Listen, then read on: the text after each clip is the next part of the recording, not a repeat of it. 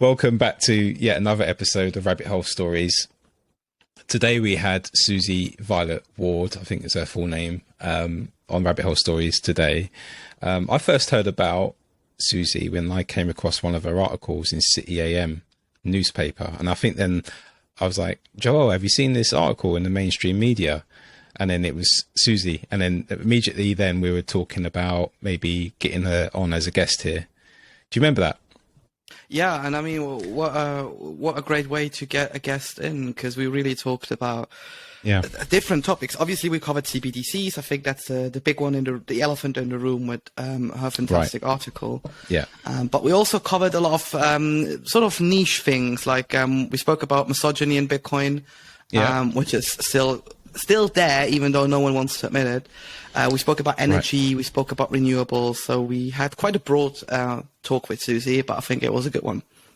No, it was a lovely one, and she's a lefty at heart, but she wants to keep an open mind regardless of her political bent. She likes to keep her eye on the landscape and just still ask those critical questions. So yeah, she's a fully non-Bitcoin, big into the space. It's fully orange pilled. Has done some important work in the legacy media with 2 articles for City AM. And it's great. After I first saw that article and we were talking about it, she was then on was it GB News? Mm. And then she's been quite active in the Twitter sphere since then. And she's sort of becoming more and more prevalent in the Bitcoin space. So it's nice to sort of see somebody representing, the progressive side of Bitcoin, because you've got a book coming out shortly, The Progressive Case of Bitcoin. There's more progressives coming into the space now. So if this is something you're interested in, this will be the episode for you. So I hope you guys enjoy. Yeah, let's go down the rabbit hole with Susie. Let's do it.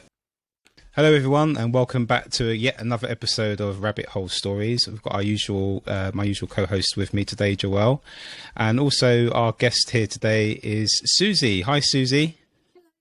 Hello. How are you doing? You okay? Yeah, I'm brilliant, thank you. And apologies if you hear shouting. I'm looking after the kids, so I have told. Please, I know. My stepdaughter's under strict orders to be as quiet as possible, but only a minute ago I could hear her clanking around outside the room. So, yeah. So Joelle, yeah, I know. Kids will be kids, eh? Susie, do you want to spend a couple of minutes just introducing yourself, let the listeners understand who you are and where you're coming from, and we can go from there. Okay, so I started off my career as an accountant. Well, actually, I started off in McDonald's. I'm waiting for that meme. I genuinely did actually start off in McDonald's. But I started off as an accountant, and then I became a financial analyst and a developer for a planning system called Cognos. But working for an insurance company was just soul destroying, and you just end up watching the clock. You just can't bear it, and you just start questioning everything. So I had an opportunity to retrain because my system was dying, and retrain onto Oracle, another SaaS solution. But I chose not to and took redundancy. So I have decided I don't want to go back to that, and I've been working in the Bitcoin space, just trying to research and write as much as possible, to learn as much as possible, so I can try and find a job in Bitcoin. I just want to work with Bitcoin.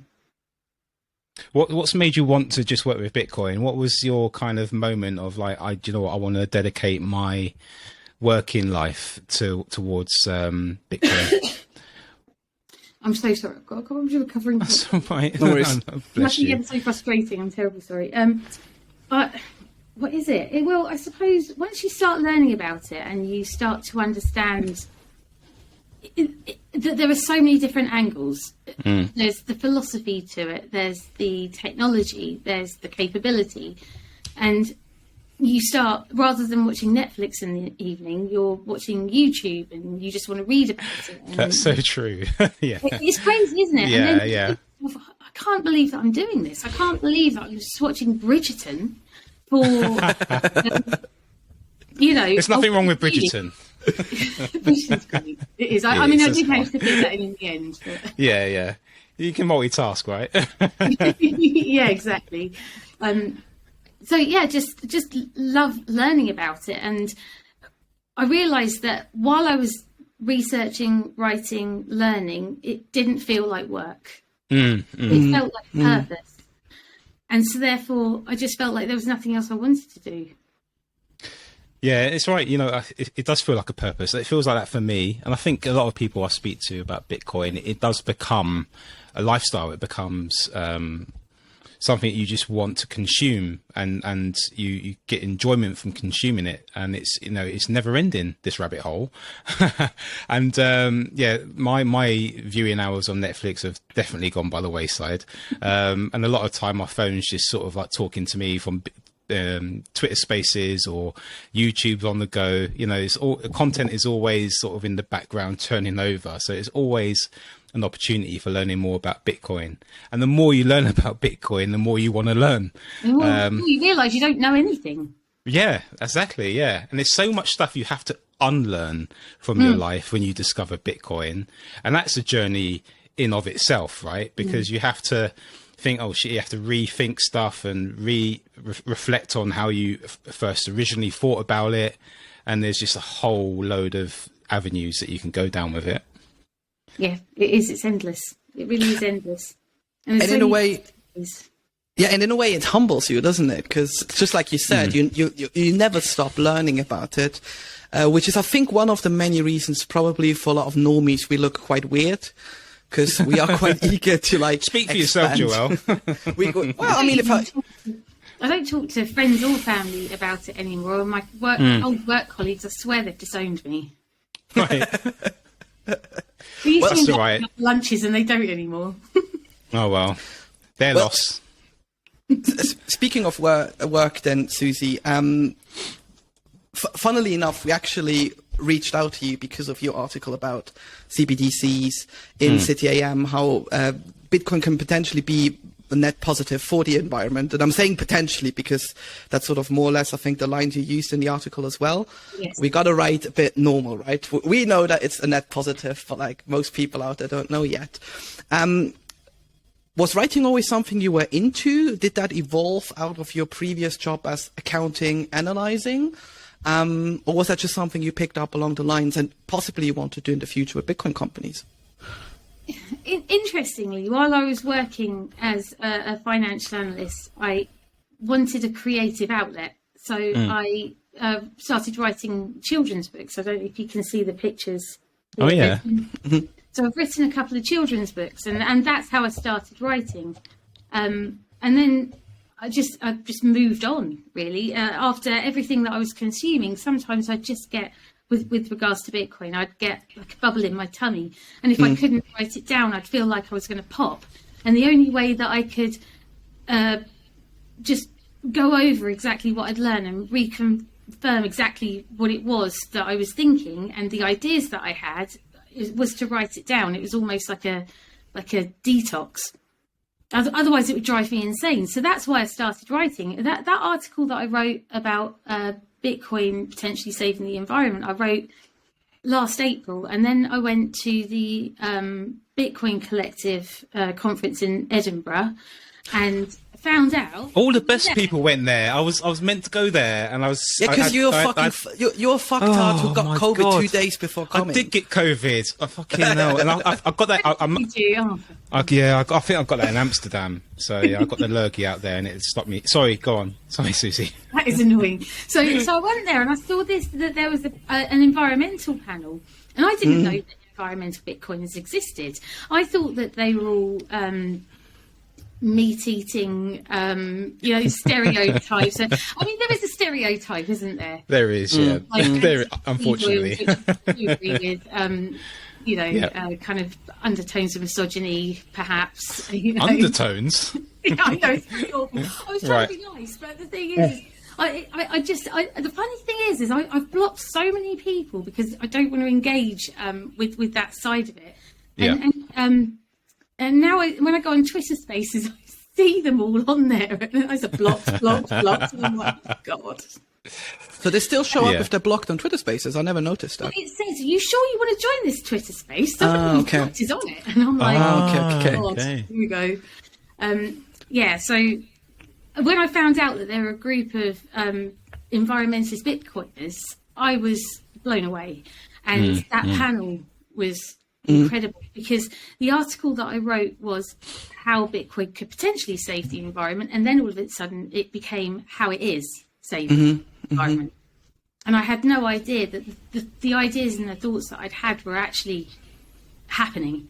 So I rewrote the article and updated it with all the information that I'd learned at the conference, and then did some extra research and the rest. Nice. What was who was on that panel?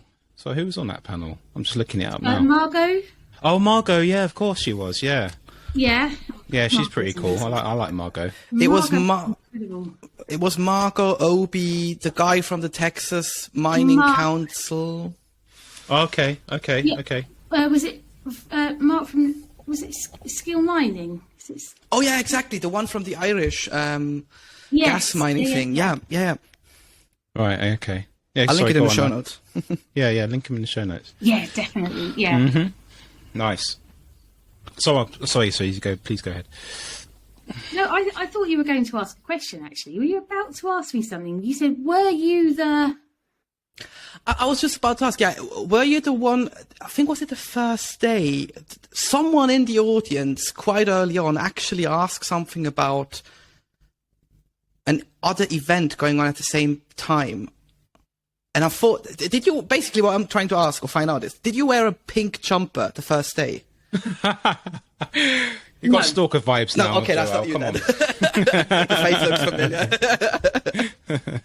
No, I was wearing the red carnation. No, heart tinted glasses, because I've got ADHD, so wearing tinted glasses really helps. Yeah. ADHD. Yeah. So I was wearing heart glasses, so that's quite easily distinguishable. Then I think I did see you. I just didn't link it out correctly in my head. But so that's an interesting point. You basically, when did you discover Bitcoin then? So it's really difficult to know, actually, because it was such a gradual thing, and it starts so gently, doesn't it? It's just like a seed that gets planted catches up on you, and you're not really sure. But I would probably, I'd probably say I was very late. It was maybe early 2021, maybe, because I was going through the trauma of homeschooling and trying to work at the same time. So I didn't really have any life during that period. Right. Yeah. and that discovery, while you were at home, surrounded by your kids, trying to educate them, you still managed to find Bitcoin in all that noise. And I suppose, did you manage to find some time to yourself at all during that lockdown, where you could actually really sort of dig a bit deeper, or was it just sort of like any opportunity you can get, you just took it? Going to bed, I'm going to watch this instead of Netflix. Bridgerton. There's a new season coming up, by the way. Oh my God! I did once again. I did find time to watch that eventually. There you go. Brilliant. But 2021, I think that's an interesting year, because a lot of people, either it was on the outer skirt of the pandemic, or it was like some of what happened in the pandemic led them to discovering Bitcoin, either through reading like the Bitcoin Standard or whatever. But you sort of did it as a side hobby. I imagine sitting in bed or sitting on the couch at night, finding that stuff, getting into it. How quickly did it lead you to the cause of environmentalism? Because not a lot of people actually draw that conclusion with Bitcoin. The first thing is like, I'm trying to make money from it, and then maybe you discover energy or different topics. So quite quickly, actually, because the ethos of my children's book has an environmental twist. So it's something that's been very important to me, because my kids' books are about cockroaches, and they're the planet's recyclers, and so I tried to put an environmental twist in that. So it's always something that I've been focused on. And I remember speaking to Margot. She's such an amazing lady. So I spoke to her at the conference, and I said, "Look, I don't know what to do. I gave up my job. I'm trying to find where I belong. I just don't know what to do." And she said, right, she showed me that I could book some time with her in her diary. And she allowed me to book half an hour of her time so we could just talk through some stuff, and just learning that there was a whole group of people just like her gave me that, that confirmation that was the route that I should be taking. That's amazing. I find with most Bitcoiners, especially the ones I've come across, forget all the noise of misogyny and all the toxicity on Twitter. Too. It's not just me, is it? It's absolutely not just you, no. But I find most Bitcoiners will invest a lot of their own time in helping other people who are willing to sort of understand and learn a bit. They invest quite a lot of time in doing that, and it just speaks volumes that Margot will, allocate some time of hers to sort of help you out. And I think that's a general ethos amongst Bitcoiners. I don't know if you found the same, Susie? Well, that's a true Bitcoiner, isn't it? That's true, yeah. What is a not true Bitcoiner in your mind? Oh, that's a really good question. Or is there a thing that's not? It's hard. There's different grades, aren't there, and different. I do find some of the Twitter celebs a little bit. You do wonder if it's more about their ego rather than the cause. Yes. Yeah. And that sometimes it makes me wonder where they're at in their journey and how genuine they are. But then it takes all sorts, doesn't it? And I guess we need people like that to get out there. I think it's a bit of obviously it's a philosophical question to like, how far do you want to go in life and what are your overall goals? But we actually spoke about this, Ian and I, before we decided that we launched the podcast, because okay, we all listen to like Michael Saylor and all of these big names, but at the end of the day, it's always the same thing, really. And everyone obviously has their expertise and it helps with like guiding people towards them. But I personally have much more respect for like the single working mum who manages to put 200 quid a month into Bitcoin than the billionaire who made his money off a big public company and who just happened to discover Bitcoin during the pandemic. Who are you referring to, Joel? I don't know. It could be anyone, right? So I sort of go about this way. Neither is sort of bad for the other, but I get where you're going. I think a lot of people are ego-driven. But again, I think this is one of the things Bitcoin can't fix. We can't fix human greed, Bitcoin right? can't fix people, right? Yeah. No, that's true. But I do like to think that Bitcoiners are generally not. They're not as motivated by money as you would think. Yeah, I think a lot of Bitcoiners who stay in the space and they identify as Bitcoiners, like myself, and I think like most people, they got into Bitcoin for the gains. They thought, there's a bit of an opportunity to maybe make a little bit of money here. So for me personally, that's what I did. I dabbled in trying to make a little bit of money. And then the more I read about it, the more I thought, actually, it's a bit more than just making money here. There are other ways maybe to make money, but with Bitcoin, this is something different. And I think the people that are invested in Bitcoin in that regard, that it changes your mindset. It changes the way you see the world and the future opportunities that Bitcoin can bring. And when you start to realise everything's based on a lie, because essentially that's where you're going, and you've got children, or you maybe want to bring children into the world, then the weight of that responsibility, of that knowing, makes you realise that you have to do something. You've also got, I think, a lot of people that don't like the world the way it is today, other than just the fiat money. So maybe be it the politics that are, or the direction of the way politics are going, or other topics around not directly linked to money, where people see that their ideology can come to fruition in some way under a Bitcoin standard. So I think there is, some motivation politically with some people as well. I think a very good example I have for a lot of these Bitcoin Twitter or Bitcoin Noster, depending on which way you want to go. I loved your tweet, by the way. I loved it. That one is a whole different topic. Yeah. But you stirred up a hornet's nest, I think. Yeah, I mean, at the end of the day, we have to be honest. We live in a fucking bubble of maybe 50 million people who have access to Bitcoin, and not everyone who's not in that bubble is going to download Nostr immediately. Like, how you don't see this as a human being, I don't know. But again, that's more of the ego speaking. Yeah, it's crazy. But hold on. Sorry, go on, Joe, I'll finish your point.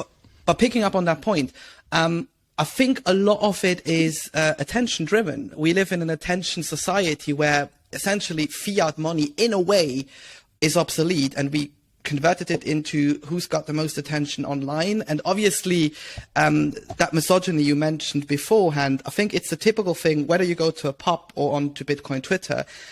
If one guy says, like, I don't know, this woman makes more because she shows her tits or whatever, this is naturally going to get more attention than just saying, like, oh, I think she's actually quite clever, and all of these things. It's just typical monkey mind stuff, monkey brain shit that we engage with as human beings, because that's apparently the only thing we learned the past 10 years, to like sit in front of these screens and scroll and like all the time. To me, that's what a lot of these Bitcoin celebs, as you called them, are very good at doing. They very much know which kind of things to poke people at to get the most likes out of it. Unfortunate, but that's quite a big reality.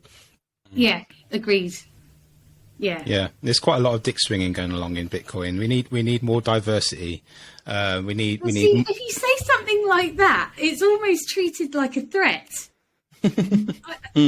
I don't think it's understood that actually that brings more to the table.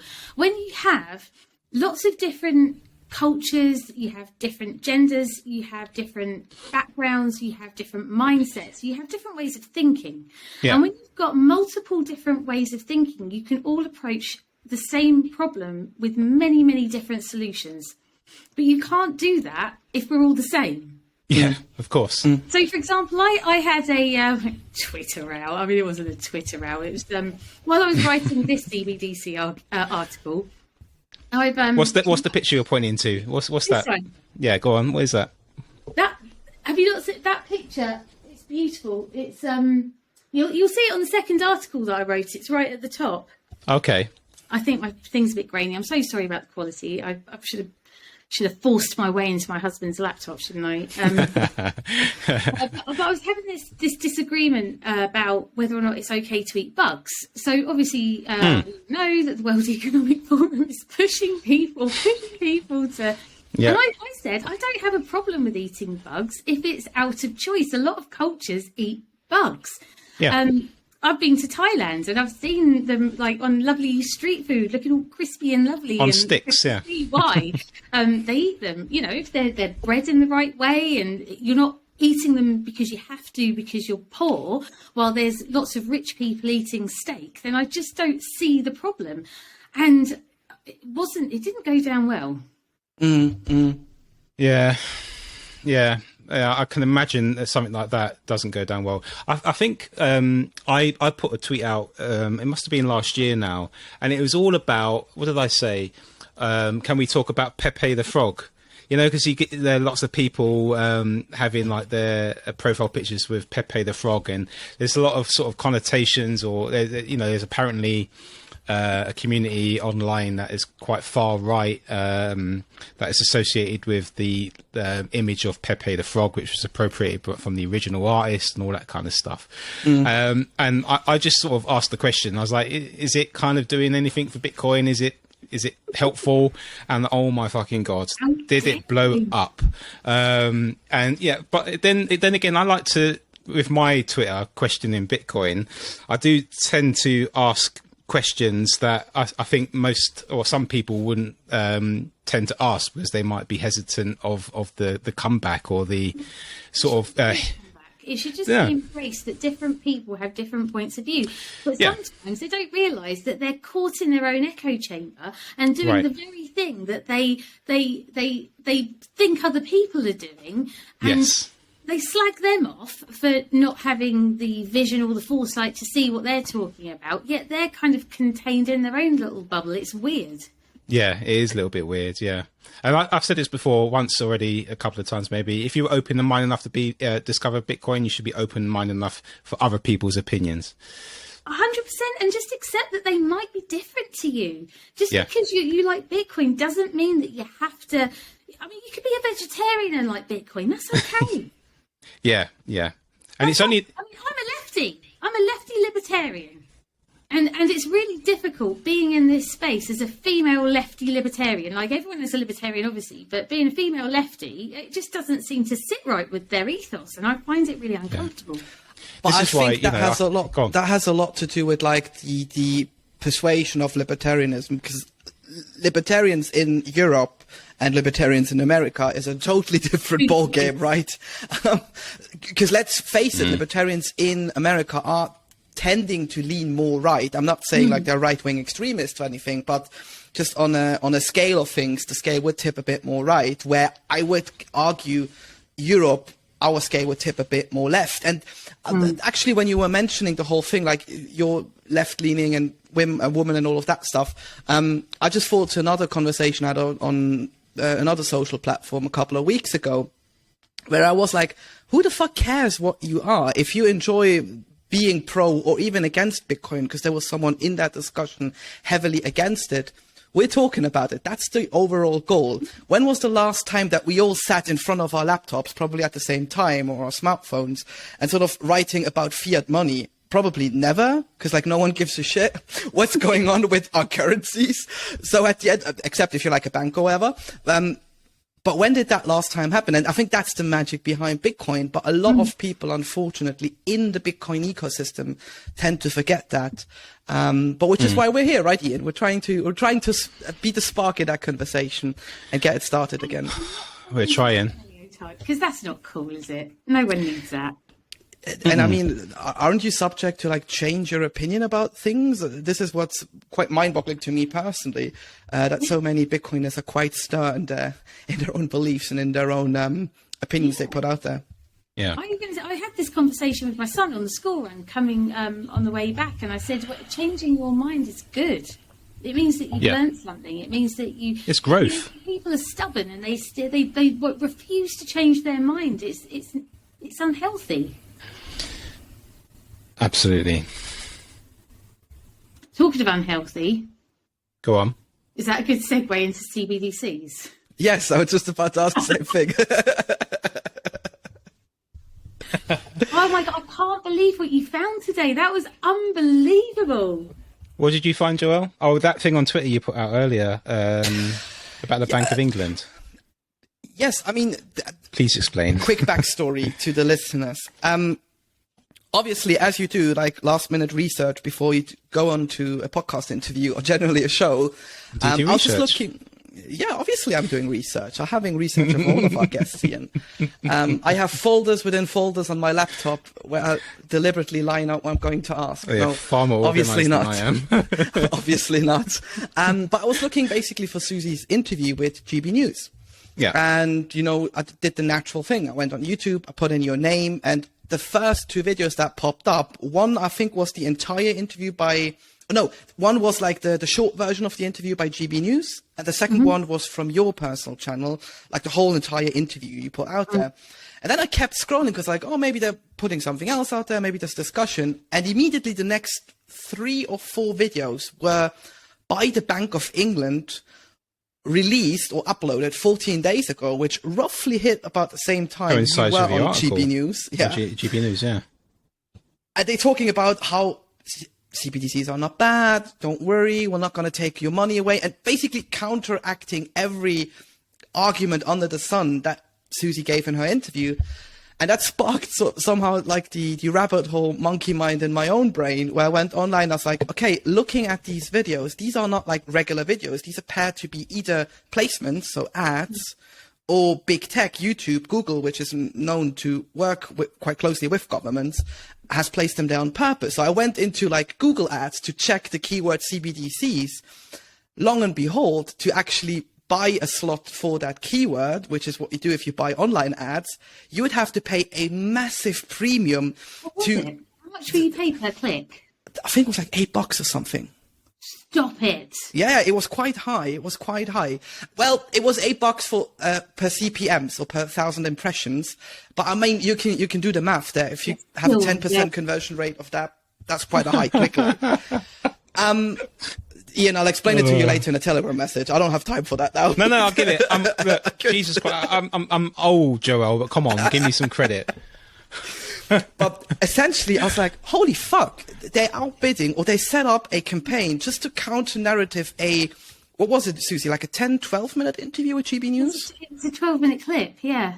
And isn't that crazy? And I put a tweet out with like the screenshot, I tagged everyone, I was like, are we winning or are we winning? Because if the Bank of England is really afraid, and that's obviously quite a lot of opinions I'm putting into that on my end, but isn't that crazy to see that they go these kind of lengths just to prevent people from maybe seeing dangers to the CBDC spectrum? Because like, it's not like every newspaper is writing in capital letters, don't buy CBDCs. Quite the opposite. A lot of them encourage it. Yeah, they have no fucking clue what it is. That's what's so crazy about it. So they're willing to pay an extortionate premium for something like that. I mean, I've run ads before. I know the kind of roughly how much it costs, and that is, you're probably going to be looking at about $1 per 1,000 impressions, like if that. Maybe if it's competitive, $2 or $3, but $8, between $6 and $8 is quite high. Who's paying for that? And also, why is it necessary? Yeah. Why is it necessary when no fucker knows? Yeah, exactly. Nobody knows. You go out into the street and you speak to anybody. Yeah. Anyone who isn't into Bitcoin, they haven't got a fucking clue. It just goes to show they're starting already. They're willing to throw money at this early on, and they're going to continue to throw more and more money at it because they're closest to the printer, right? So it doesn't matter to them. They're the ones that are never going to pay for this. We're the ones that are going to have to pay this sort of counter argument back. And if anyone thinks that we're not in there going to fight you stage, then well, this might be an example of that. Read the article in the Daily Telegraph. God forbid if you want to read the Daily Telegraph, but it says Bitcoin in one of the sentences, which the Chancellor said in his statements, and very cleverly, they're actually calling the CBDC Britcoin. So they're doing very much from a PR perspective. I think you mentioned that in your interview, didn't you, Susie? I did. It's disgusting. I can't believe that they want to muddy the waters like that. Well, of course I can believe that they want to, but it's just so dishonest. I mean, it's politicians at the end of the day, so it's not shocking. I know, you'd like to think that they're human beings that have to live in this world too. That's what really confuses me about it, because whatever policies they implement now are going to affect them. I mean, I know there'll be two different types. There'll be a retail and there'll be a wholesale. But once they're back out and they're not in politics anymore, they will be subject to the same rules. Exactly. And I mean, the crazy thing is the extortion that's going on behind the scenes, because a lot of my friends and even clients I know are part of the modern payment world. And what I mean by that, they may be like an infrastructure for Visa, or they may be playing along with like certain points. And every one of them is, of course, we don't want CBDCs. But if we say no, they're going to fucking cut us off. You know, we can't do our service where we pay our bills. And I think that is sort of the rat race where we as Bitcoiners can come in and say, like, take a deep breath. First of all, it's issued by a government authority, so they're going to fuck it up in the first stage. We still have time, but we have to react now. But yeah, I get if people know what a CBDC is, and they're probably in the industry, and they're afraid, but they sort of playing along because they also have their paycheck. I think that's even worse if you're sort of part of the system and you don't really want to play along, but you're not courageous enough to get out of that system and maybe even join the other side. Isn't that why we are where we are? Isn't that how they were able to do what they did to us during lockdown? That's a good point. Yeah, that's true. People just keep their head down and let the shit fly over. They never want to stand up for anything. It's too hard. It amazes me, though, the tolerance of people, though, or not the tolerance, but I know there's so much shit that's happening in the world right now, and people just seem to be just like getting on with it like nothing's happening. I'm surprised that there hasn't been more civil unrest, to be honest, right now. Because they don't know. That's the thing. It's the government. The only thing governments have is perception management. Yeah, and that's all they have. Everything else is hanging on by a thread. There is nothing else. Yeah.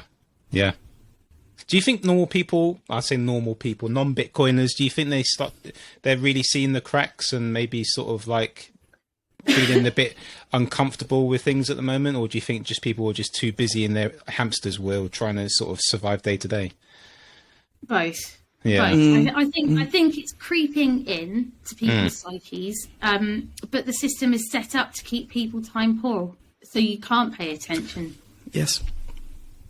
Yeah, that's a good point. You don't have time to read. I mean, how much have we read and what and learn to come to this conclusion? Yeah. Which makes you think, like, I'm privileged enough to have found that time and have been able to adapt my life somewhat in order to do that and invest a bit more time in understanding Bitcoin. But, you know, there's a lot of people out there who are, you know, robbing Peter to pay Paul, you know, living paycheck to paycheck. They just don't have the time. It's too stressful. Like, I used to be in severe debt years ago. I was struggling. I was to keep my head above water. I was stuck well into the whole fiat world. And, you know, even then, all I was focused on was trying to make ends meet. And I think... It's survival, isn't it? You've got no choice. And I think that they rely on that. It's almost by design. But then I do see people on the train sometimes paying Candy Crush, and I think, what the fuck are you doing with your time? Yeah, read the Bitcoin standard. Read 21, everything divided by 21 million. Do something. Do something useful in your brain, but don't sit there either doom scrolling or playing some shitty game that's going to not serve you in any way, shape, or form. I think social media is kind of dumbed us down a little bit. I think it's kind of made us a little bit more short-term focused, and we just want gratification and distraction rather than working harder to learn something new. That's I think what the challenge is that we have in Bitcoin. But why does it grip some people and not others? That's what I can't work out. Yeah, I'm curious about that, and I haven't quite worked that out. You got a theory? Yeah, go on, Joe. I'll share. I wanted to go let Susie go ahead first, but I think a lot of us, that's what we discovered when we had the podcast now. Every guest we had on, in some shape or form, either tragedy or life-changing events led them to Bitcoin. And what I mean by life-changing event, it can literally be, like you said, Susie, like, I fucking hate my job. I want to see, I want to have a different worldview. I want to do something different in my life. Tragedy always is like, banking rails cut off, someone dies because you didn't have money, whatever. I think you have to go to some form of tragedy first to discover it. I think homeschooling could have been my breaking point. I mean, literally. Working and homeschooling 2 children, it literally killed me. The amount of health problems that I got during that time. And that's another thing that I don't think is ever addressed. I mean, I got shingles. I ended up getting eczema, you know, like all the kind of little things that come out when you're stressed. Like, I ended up being diagnosed with, oh God, I know this isn't a medical, but diagnosed with an autoimmune disease called Hashimoto's, which now I've got to take 100 milligrams of thyroxine. All these things broke during that time. Right. And I don't think I'm alone. I think a lot of people broke during that time. Yeah. And that's not discussed. Yeah. That's not talked about. It's swept under the carpet. That's very true. If it didn't break you physically, it broke you mentally. Because now, look, I mean, that's the thing that really upsets me, because I used to work in the media landscape, and still a lot of my friends are like, after 3 years of essentially locking people in and out for an overreaction to something which we could have managed differently, they go like, I can't believe we have so many health issues. I was like, are you fucking kidding me? We locked kids in for like months on end. Tell them if you go outside your door, you're gonna die, which is another fear in itself, right? Kill granny. Yeah, or you're gonna kill your granny. Outside your half an hour, you're a murderer. Yeah, and I mean, if that's the common ground, if that's like the baseline, obviously people are going mental or getting physically ill. And I think a lot of that was a really positive event for Bitcoin as well. Because if you think about it, if you look at the Bitcoin price chart, and I know you shouldn't compare it to price and everything, but that's what people do. If you look at like all the peaks in the bull markets, all were either a very good economic time where like stuff was thriving, more businesses were getting on, whatever.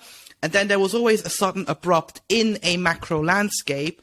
And these events naturally lead to trauma, whether it be physical damage, mental damage, or whether it literally be like, fuck, I need to get out of my job because I hate working here. All of the peaks and then the sudden falls. I bet if you ask every Bitcoiner, if you had the chance in the world, they'd all say like, yeah, around that time, something in my life changed, or I did realize X, Y, and Z. Didn't matter when they started or when they discovered Bitcoin, but that probably is one of the moments where people got on board easily, which means if we want to get like 8 billion people onto Bitcoin, all of them are going to have massive trauma in the next couple of years. But if that leads us to a more potential world, why not? Yeah. All roads lead to Bitcoin. Yeah, it's true. They really do. And the only good thing that I can see coming out of this CBDC implementation, which I think you're right, ultimately will fail, but in the meantime we have to raise awareness, is that it will normalise wallets and digital currencies, and it will get people used to that concept. And I think that once they're used to that concept, it won't be a big jump to a money that is outside of government control that you can send to anybody with a mobile phone.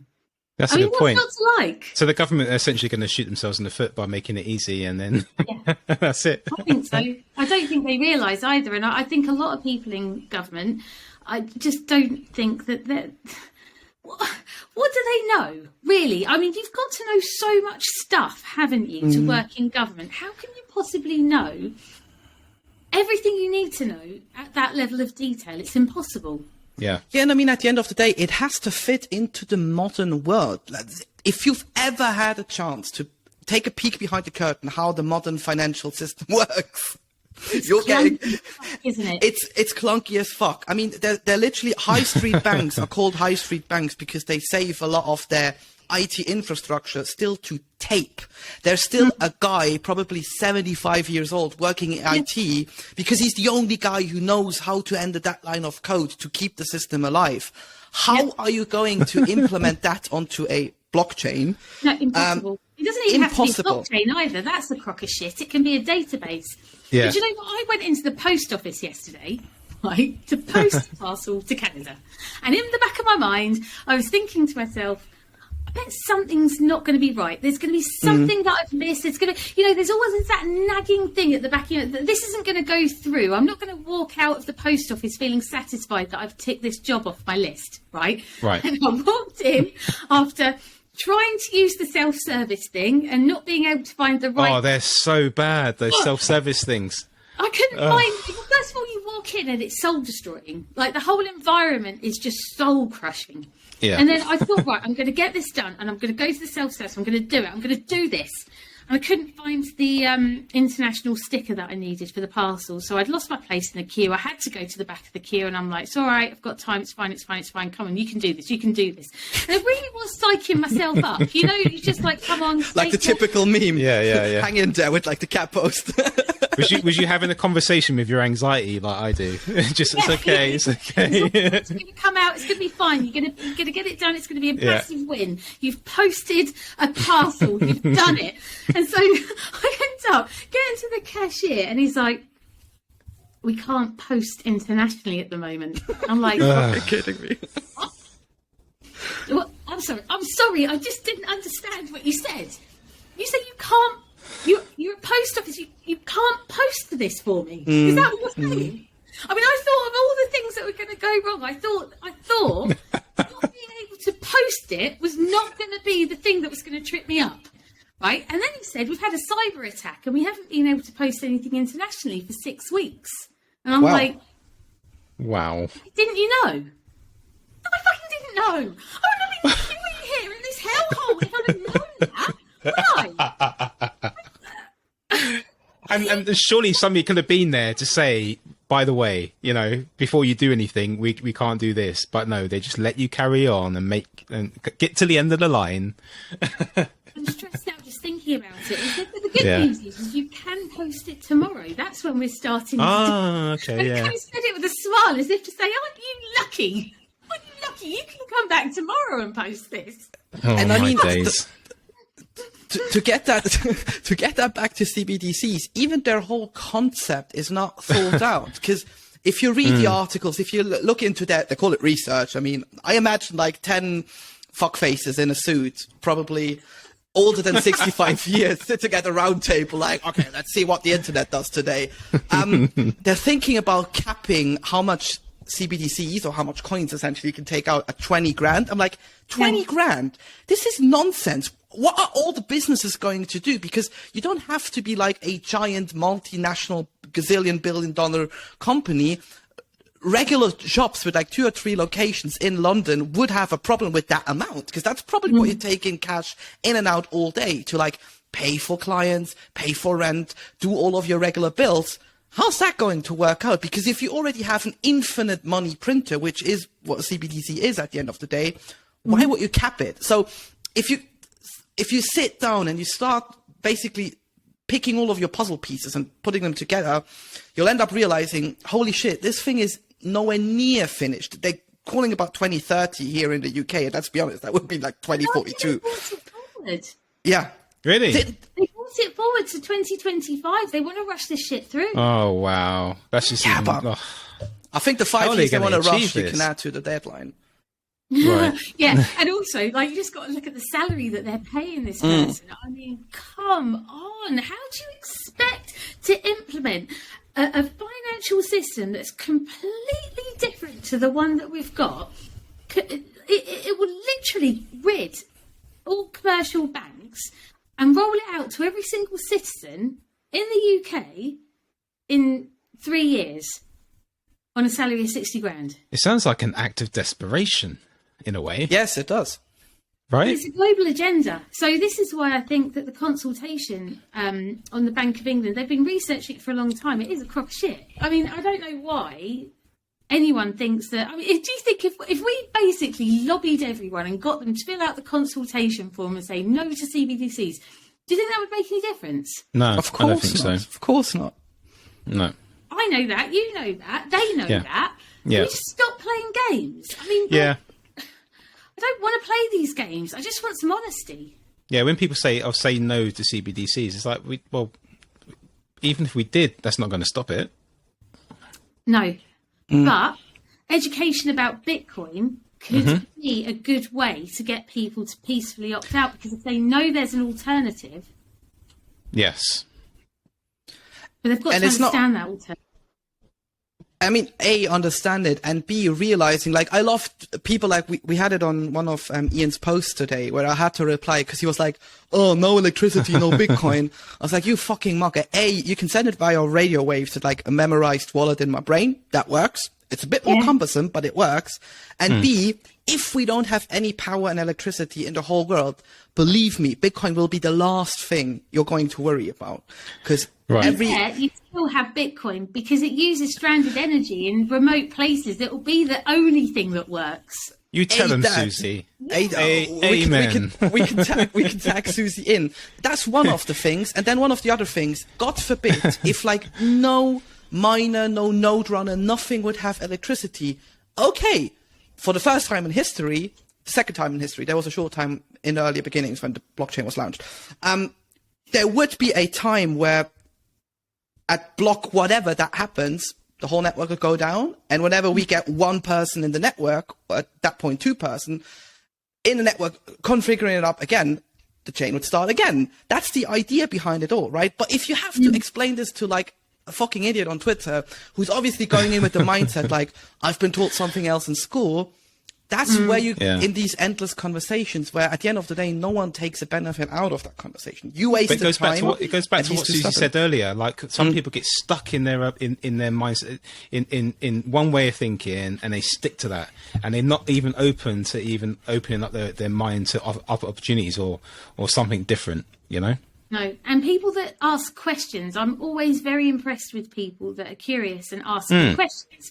It's people where you mention what you're doing and then they quickly move on. And I always measure somebody's character and their intelligence based on how inquisitive they are. Yes, and I'm always quite shocked at how, like, so for example, right, after that GB News, I'll just give you an example, right, every Friday night now, sometimes, well, we go down the pub with our neighbours and it's all very fun and da-da-da-da-da. We're down the pub and my neighbour was talking about the GB News interview, and then my other neighbour, John, sat down and went, oh, what have you been up to? And I was just like, oh, upsetting the government. And he just went, oh. And he moved on. Okay. Yeah. Oh, Jesus. But I don't know, Suze. I think I think that's a very kind of British response to something. It's like, keep calm, carry on, don't ask too many questions, sweep it all under the carpet, move on. Something slightly uncomfortable or confusing. Don't like it. Oh, okay. I was just about to say, Susie, because I am originally from Switzerland, and in the German-speaking area of Europe, you would definitely have started a conversation, because you would always find that one idiot in a pub saying, oh, the government is a good thing, and then you would sort of clash all the time, because one would always stop talking and the other one would continue bringing counter-narratives. So I think it's definitely a British thing, but it's a good point you mentioned, because I think that's one of the big dangers these central banks, people behind in charge don't realize. People don't know what money is. How are you going to convince them let's say they want to launch it in 2025, they have it ready. That's 2 years from now, 3 years with the current year added on top. Nuts. They would have to package the whole history of money into this. And as soon as people would realize what like fractional reserve banking is, how the modern monetary system works, wouldn't they at one point go like, and how the fuck is CBDC solving this problem? That would actually lead them more to like Bitcoin than it would lead them to the CBDCs. Yeah, it will solve inflation. It's good for the environment. How else will they sell it? There's all sorts of things that they think that they're going to sell it to the pit man on the streets who's just going to be like, oh, that's good. Oh, we've got a problem. Yeah. We've got a problem. And then it'll be a cost, solve the cost of living crisis, and they'll just airdrop people money. Oh, we've got a solution. Download this wallet and we'll give you some more money. Okay. It's I don't know, it's so weird. It's like, won't people surely are people that fucking stupid out there? Yes, they are. Like surely, like people be like, hold on, so we are getting rid of our money and just generating and creating something out of thin air and calling that money. Won't people wouldn't that connect with people in some way and go, hold on, what, we can just change money at a whim and not actually think about it? Ian, that would bring in the fact that someone would actually stop for a moment and think, hang on, how is money being created currently? Because people don't think about this. Yeah, but surely money that will create the question, what is money, right? Surely a lot of people might be sort of typing in, what is money? Yeah, but then the whole censorship things kicks in with big tech, because then can control you what you use. How many people use Google in this country? Oh God, yeah, that's probably true. 95% of them. So you get that system playing along. And for anyone listening, calling this conspiracy theories, fuck you. At the end of the day, where's my tinfoil hat? Somewhere. Where's my tinfoil hat? Yeah. Everything is them hacking our brains, telling us exactly what it is that we should think. So, for example, for your benefit, for your safety. I've listened to LBC because I do like balance. And I was listening to James O'Brien, who pisses me off, right? Even though he's a lefty, but I think, no, I have to listen to him. I'm not going to switch him off just because I don't agree with him, because I do make an effort to listen to people I don't. Yeah, you've got to have a look at the landscape, yeah. And he was talking to a guy who was listening to Putin's speech. I think it was today. Yeah. And he was basically interpreting what he'd said. And he was saying that, unfortunately, the older generation in Russia only rely on state media. So they only hear what he says, and they don't have a clue about what's going on outside of it. And everything that he described... It's the fucking BBC. It was us. Yeah. We're all sitting there going, yeah, God, those poor Russian people, they're being led up the garden path. And I'm thinking, but we've got state media. Yeah. We've got exactly the same levels of control going on. Yeah. There's so much propaganda going out in the West. And there always has been. It's a lot more now. There's a lot more government-driven narratives than there was 5-10 years ago. I think it's becoming more and more obvious. Well, for me, because I'm in Bitcoin, but I think people are starting to. I think people are starting to sort of question the narrative now slightly, because people are under stress at the moment. Inflation's going up, the governments are falling apart.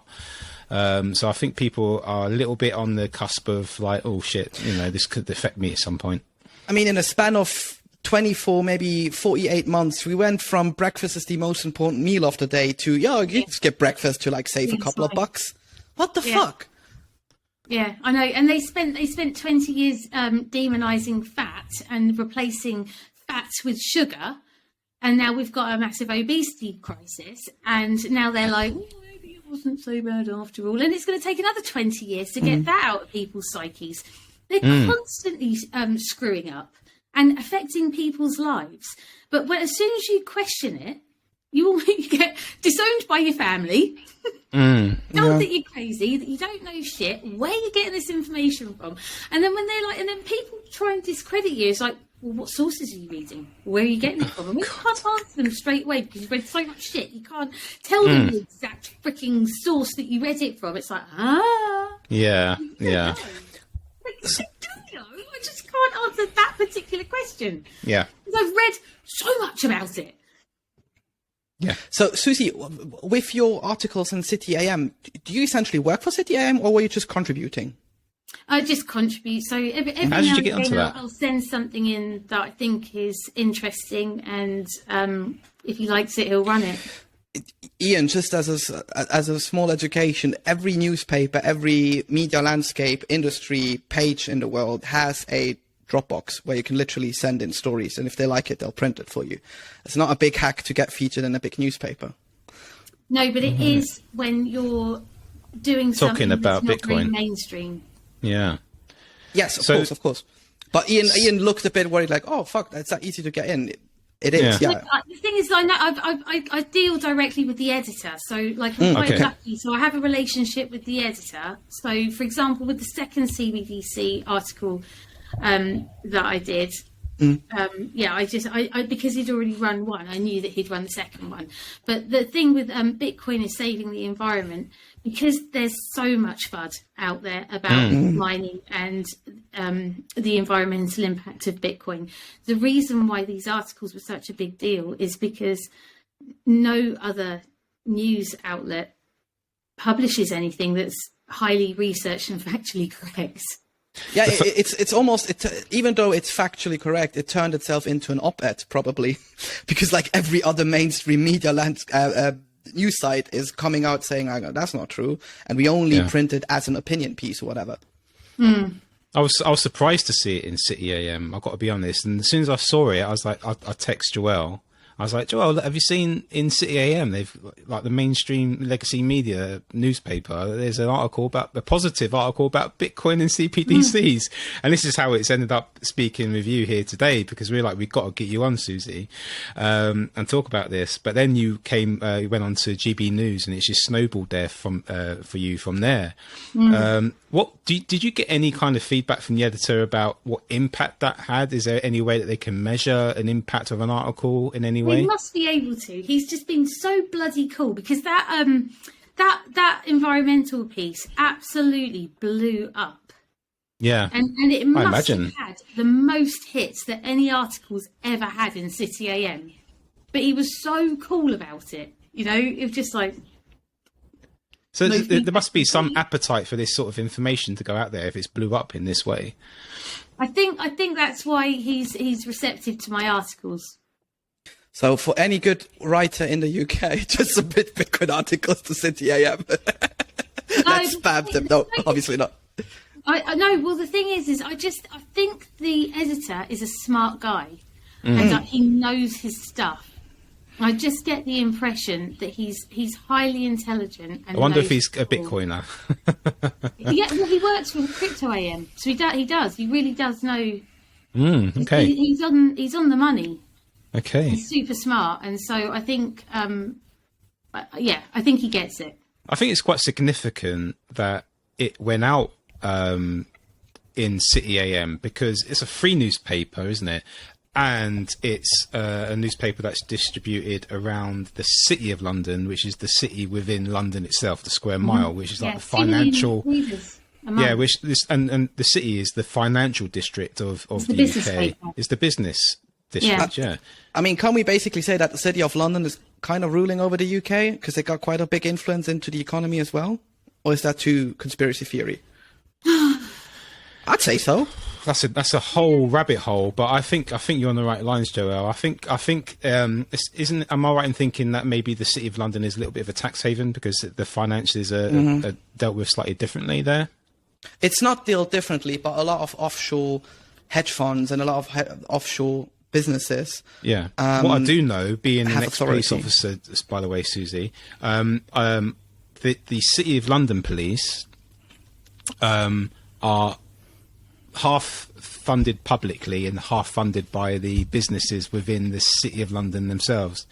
So they're half I don't know if it's 50-50, but it's near enough financed by the banks and the businesses within the City of London as well. So it lends me to, and it's always made me suspicious of that because like, if they're investigating financial crimes, how unbiased are you going to be investigating this sort of stuff? So essentially, you're paying off these police officers to turn a blind eye in certain things. Maybe I've got a tinfoil hat right now, but hey.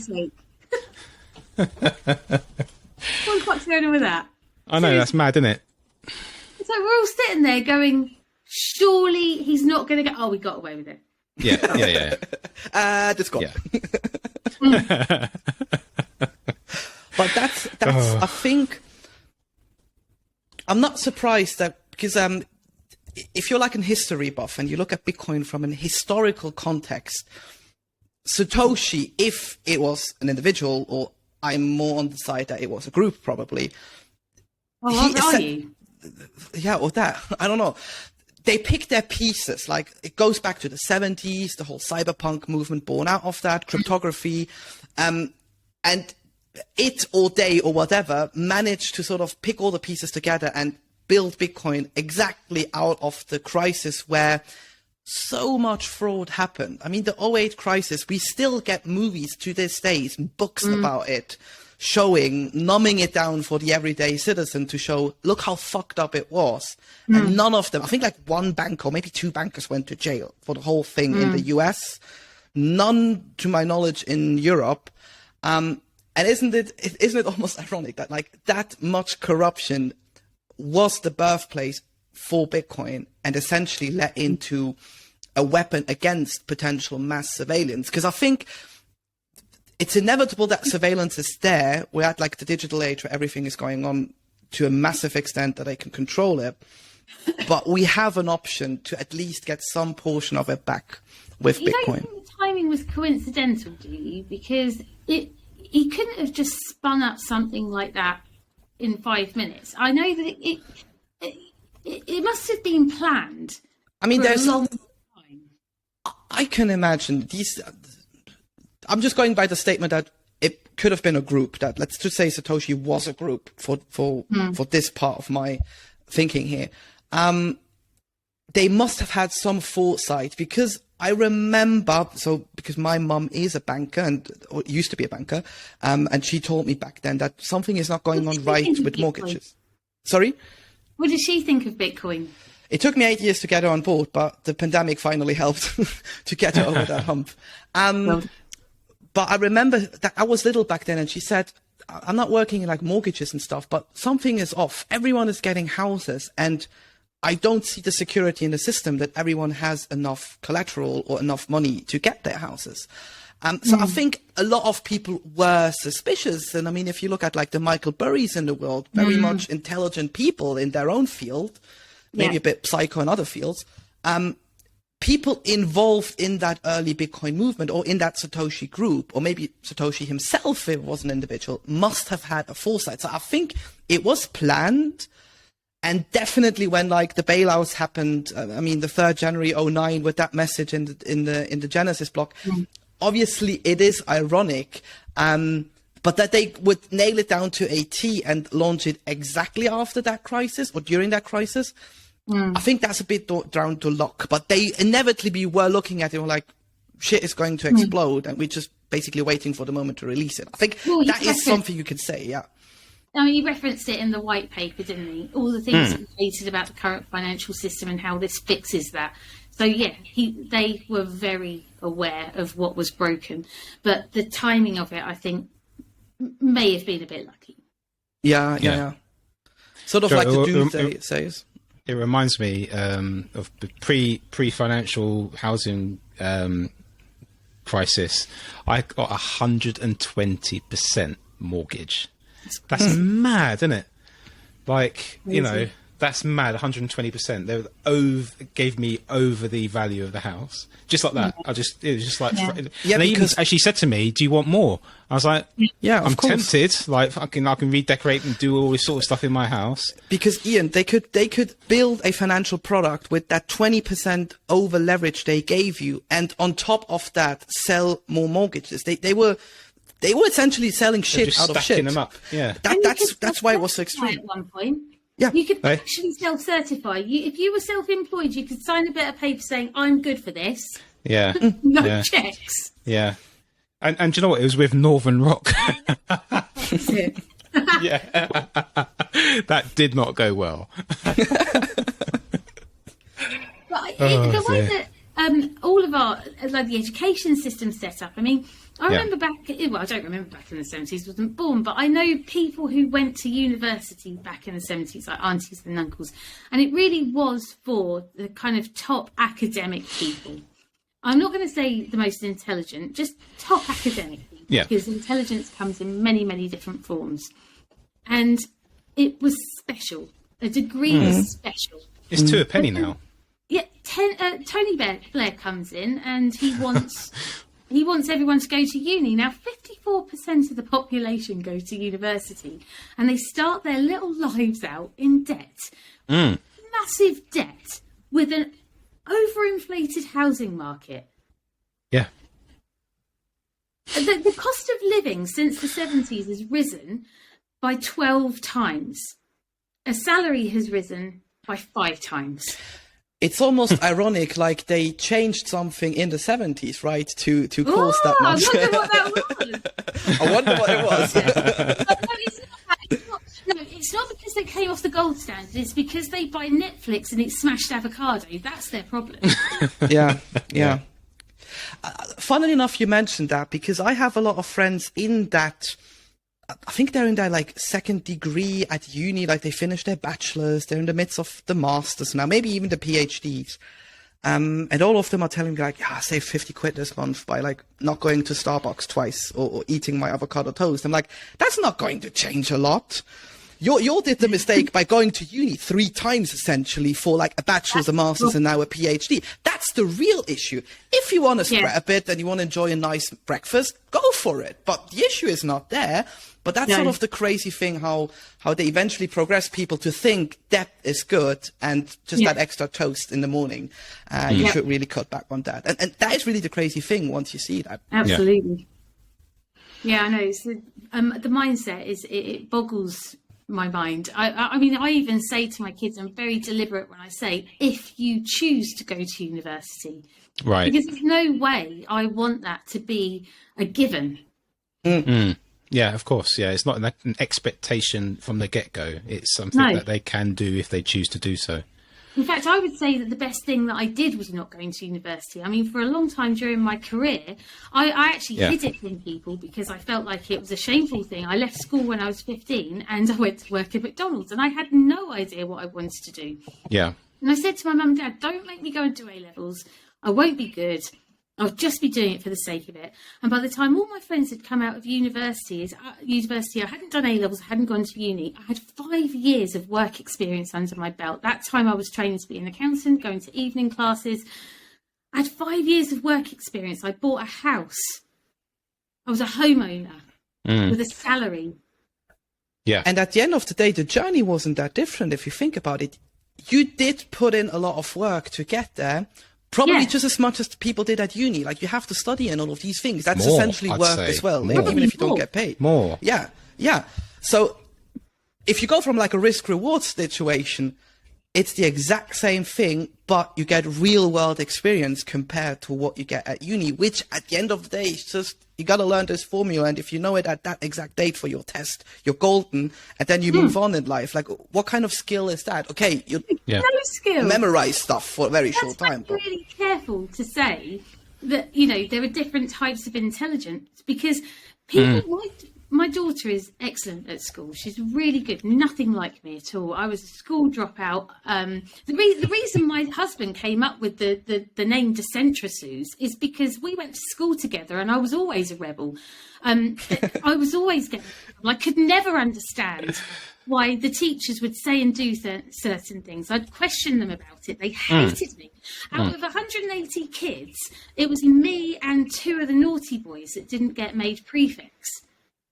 Yeah, because they just couldn't handle me. I wasn't, and so Rob said to me literally about 2 or 3 years ago, he went, "Do you know what you are? You're Decentrasues. You are. You always have me." No, it's like I found that kind of, you know, but it was always discouraged, not by my parents, but by the system. It was knocked out of you. There was something wrong with you if you questioned things or wanted to know why. And I didn't fit in that world. I didn't fit in that. I wasn't going to be a cog in that system. I never was. Yeah. But connecting it now back to Bitcoin, Susie, isn't that in a way how all of our Bitcoiners are? And I know there are also academia Bitcoiners, but if you speak to them, what's his name? I only know him by the Twitter name. The environmentalist, the philosopher, bald-headed guy from the States. Troy. Is it Troy? Yeah. He's also very much engaging with Marco and everyone in that circle there. I mean, Troy, yeah. Is it Troy? Okay. I just know that by the Twitter names and the profile pics. I never get their names in my head. But he's very much someone from that academia system, and he's not going to like leave that out. But also in his own way, probably in his circle, he's a weirdo. You know what I mean? Like, he's sitting there like, probably people are not eating lunch with him. And that leads them back to Bitcoin. So I think inevitably, even if we all had our misery, our misfortune, Bitcoin in a way connects us. And that's the beauty of it all, right? So that's why we shouldn't judge if different opinions are out there. That's what actually makes Bitcoin stronger. Yeah. Yeah, absolutely. Just all nodes in a network. Was it Jeff Booth who said that? Could be. So many great what ones. Was that? What was this? What I missed that. Making the network stronger. Oh, okay. Yeah, I think, yeah, because was it him? I think it might be, yeah. It definitely wasn't Greg Foss. There would be a fuck in there somewhere if it was Greg. Yeah, that's true, yeah. Kids, yeah. Yeah. Kids, isn't it? That's the thing. Why else are we doing this if we don't want to change the future for the next generation? Do you talk to your kids about it? About 100%. Bitcoin? I mean, my daughter isn't as interested, although sometimes she asks questions. But my son is really interested. He asks me a lot of questions, and he even did a presentation on it at school a couple of weeks ago. He wanted to. I didn't make him do it. He actually stood up and did a presentation. That's brilliant. It was. I was really proud of him actually, because he taught them. He probably taught his teacher. I was just about to say, how did it go down with the teacher? I was a little bit worried that they wouldn't do it, actually, but they did, and yeah, and I got some amazing feedback. Actually, I posted it on Twitter, and I posted the feedback that I got from the teacher on Twitter as well. Oh, wicked! If you can find it and send it to me, I can link it in the show notes. Oh yeah, okay, yeah, I'll do that. I'll do that at the end. Perfect. Brilliant. Talking of ending, I think we better wrap it up because we've been ranting for a while now. It's been a bit of a ranty episode. I've loved it. Really? The energy has been great, and the conversation's been flowing. And is there anything you wanted to mention or talk about quickly before we wrap it up, Susie, or are you satisfied? And sorry if I did go off on a rant. Sometimes I just... that's okay. No, we love it. It encourages us to do the same. I think every Bitcoiner goes on that rant at least once a week. So oh yeah, it's got to be done. Nothing new for most listeners. Yeah. But I think the most important question is, Susie, where can people find you? Sorry, Joe. You broke up. What did you broke say? up. Where can people find you if they want to know more about you? Oh, you can find me on Twitter. I'm at Decentrasuze. Perfect. Brilliant. And I think we'll connect on LinkedIn if you want to connect with me on LinkedIn. I'm Susie Violet Ward. Google is talking to me. There you go. I said it. Big Tech is listening. See? Yeah. Susie's name is on a red list. Yeah. But that's the thing. I think actually somebody tweeted today, roses are red, violets are blue. The government are watching, and they're watching you too, or something like that. Right, okay. Just because it's like anyone who puts their head above the parapet or speaks out about something, you always get that paranoia, don't you? You do. You're on some sort of watch list. Yeah. Definitely. Yeah. We are probably definitely on... Our cards are probably marked somewhere by the government, I'm sure. Susie, thank you once again. And we look forward to maybe you coming back on another time in the future, if you're open to doing that. And hopefully we'll see you at a Bitcoin conference somewhere in the future as well. So, looking forward to that and see you soon. Thank you. Thanks for having me. Pleasure.